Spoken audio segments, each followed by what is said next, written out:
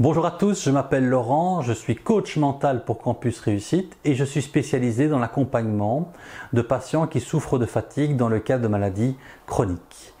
Si vous avez déjà entendu autour de vous des réflexions du type « il ne vient jamais plus à rien »,« il exagère avec sa fatigue »,« je ne comprends pas tout ce qu'il me dit », si vous avez le sentiment finalement de ne plus pouvoir contrôler votre corps, si vous avez le sentiment de ne plus trouver d'équilibre entre votre vie active, professionnelle et privée, eh bien ce que je vais vous raconter pourrait peut-être vous intéresser.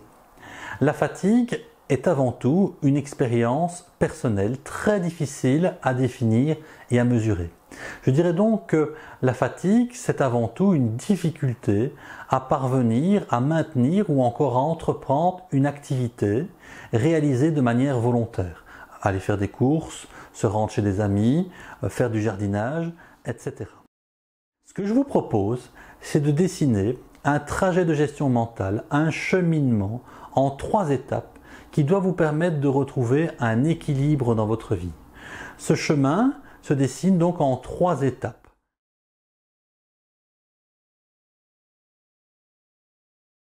Première étape, elle consiste finalement à apprendre à connaître et à se connaître.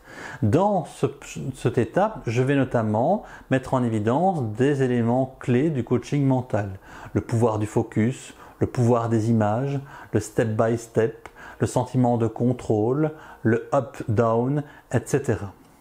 Deuxième axe de travail, deuxième temps dans ce trajet mental, c'est l'objectivation.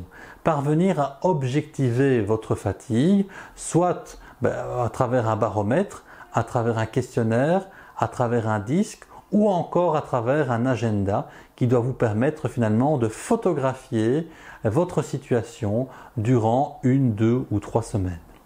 Et enfin, troisième axe de travail, troisième axe d'intervention, c'est utiliser les techniques du coaching orienté solutions pour vous amener par vous-même à trouver les solutions qui doivent vous permettre à un moment donné d'atteindre de nouveaux objectifs.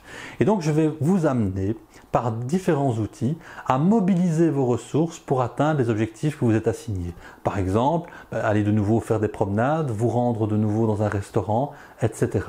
Faites-moi confiance, si vous me faites confiance, vous allez découvrir finalement qu'il est possible de retrouver un équilibre, qu'il est possible de retrouver ce flow, c'est-à-dire ce sentiment de plénitude où le mental et le physique se confondent.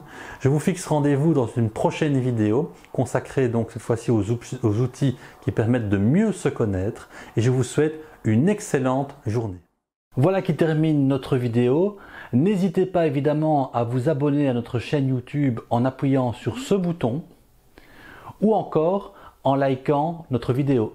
Bonne route à tous!